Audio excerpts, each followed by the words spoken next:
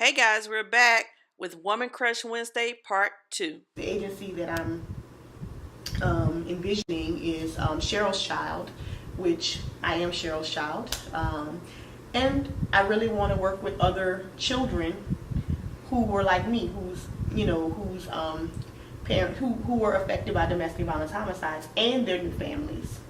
And so, if like for me, when my mom was murdered, I continued to live with my grandparents, and so I think there were things that I was feeling that I didn't know how to articulate, and I feel like they didn't know how to ask. I seemed fine, and I'll say this: I remember my grandmother saying, "You're going to go to a doctor. It'll be a different doctor, though. This will be one you'll talk to." Because I think people were thinking, whether it was my grandmother's own idea or someone suggested it, she was thinking, this is traumatic, this is life changing for a child, she should talk to somebody.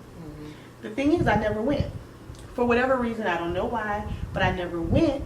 But there was a lot of grief. There were a lot of grieving things that happened. For example, I remember, no one knows this, I remember thinking, this is how I processed my mother's death. I thought of a family tree. And I envisioned that my mom was a branch on the tree. Because that's how you always see the family trees. You see the branches and the names and stuff. So for me, my mother was a branch on that tree, and I was her little leaf. And so I'm like, well, if she's dead, dead branches fall off of trees. And I thought, well, if she's dead and she's no longer a part of the tree and I'm attached to her, then where do I fit in on this family tree? Where do I belong? That was how I processed it. And so I grew up my entire life, and I really just started talking about this recently with my family. I grew up my entire life not feeling like connected to my family, not feeling like I belonged there. They didn't do anything to make me not belong. They didn't say you don't belong here. They didn't. But the thing is, but your mother was your link. That was what I thought.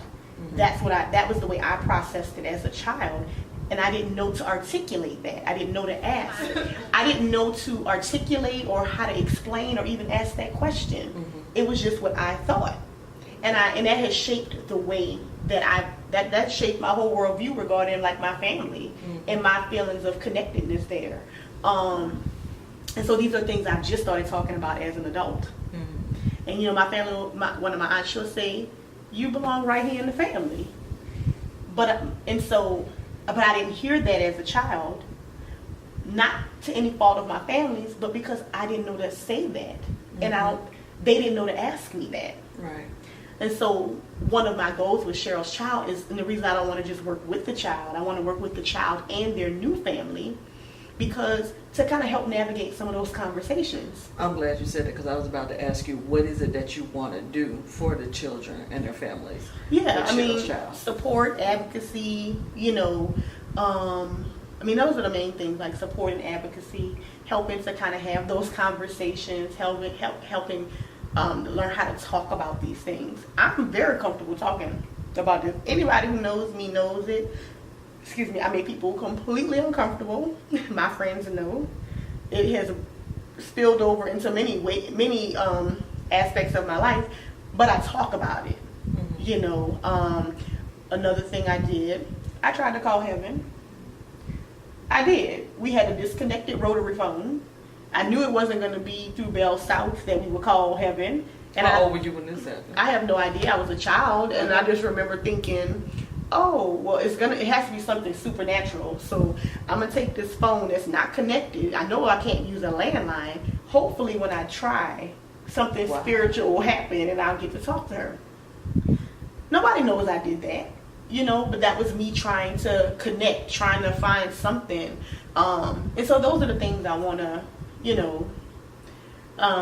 those are the things I want to do. I mean, and to borrow from a movie, Antoine Fisher had a similar kind of game. His mother wasn't murdered, but he still grieved that loss because he didn't have her. And he talked about, in one of the final scenes, he talked about like when he was a kid, he would walk to school or wherever he was walking to, and he would always play this game in his mind that when he got to the next corner, she'd be coming up the street to meet him there. And he would get to that corner and she wasn't there, and he would tell herself, okay, it's not this one, she'll be at the next one. And so that was a little game that he played, but that was him trying to make sense of his grief and his loss. You know, and so those are the things. I want to make the conversations normal and navigate those.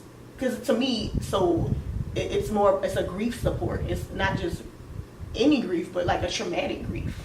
And it's a grief support for the entire family around this domestic violence homicide. Wow, thank you for sharing your story. Is there anything else you want my audience to know? No. Just be on the lookout for more information about Cheryl's Child. Thank you guys for watching, and we'll see you later. Bye. Bye. Thanks for watching, but check out our post-interview conversation for more insight as well. Bye. So, I guess for me, it's like, I don't think I meant to say passion. I'm like, because it's become a passion. I'm more passionate about the grief work though. That's what I'm saying, the grief work, not so much the domestic violence. Because it's like, for me, like I was telling somebody, I think my depression is my cursed blessing. Because it's cursed, because when I say I was on the floor, this is when I was living in my house, when I owned my house, when I say that I was on the floor, and I had and you know, it kills me when religious people say, you just need to pray, you need to give it to God. I was like, okay, I was praying on the floor with a handful of pills, talking to God, and I was on my way out. So you can't tell me that I wasn't praying. Yeah. Because I was talking, I was like, look, either you're going to take away this pain, or I'm going to take these pills. Yeah. And that's what people don't realize about depression. I mean, I don't know it from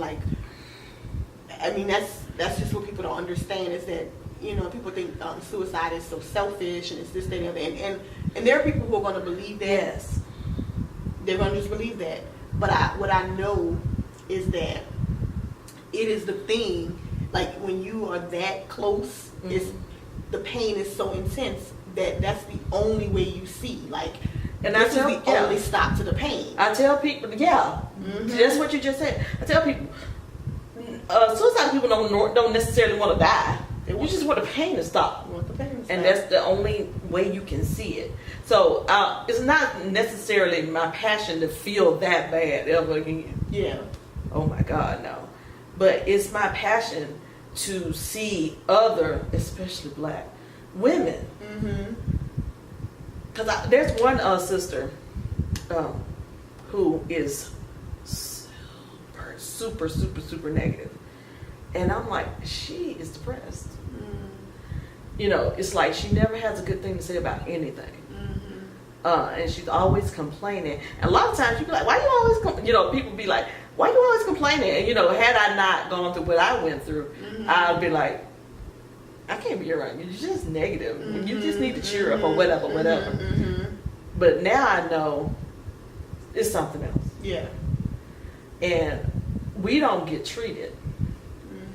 But we always are like, we got to be strong, or we got to take care of everybody else. And I want to reverse that attitude, because like I'm a mother baby nurse, and I be telling especially my brand new moms, like, look, that baby, if he's screaming, he's breathing, go take care of yourself first. And I want to reverse that thinking, because a lot of women think that it's noble, or it's your duty to be a martyr for your whole family or your whole life, or sacrifice your whole whatever. And nothing can be further from the truth. So a lot of women just will serve themselves to death. Yeah. And it's not noble. It's not, and it's not even right. And it's not humble.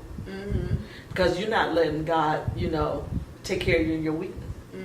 So that's my passion, to really get out there and be like, hey, you need to look at this. And another thing, speaking about domestic violence, and I told you this yesterday. A lot of I learned in therapy that when I was in the hospital actually, that a lot of women's when they're depressed turn inward, and we hurt ourselves. But men will lash out. Now I don't know if that perpetrator was depressed, maybe he was just crazy. But that's where a lot of domestic violence comes from too, is that the men don't know how to deal with their own emotions, and so they take it out on other people.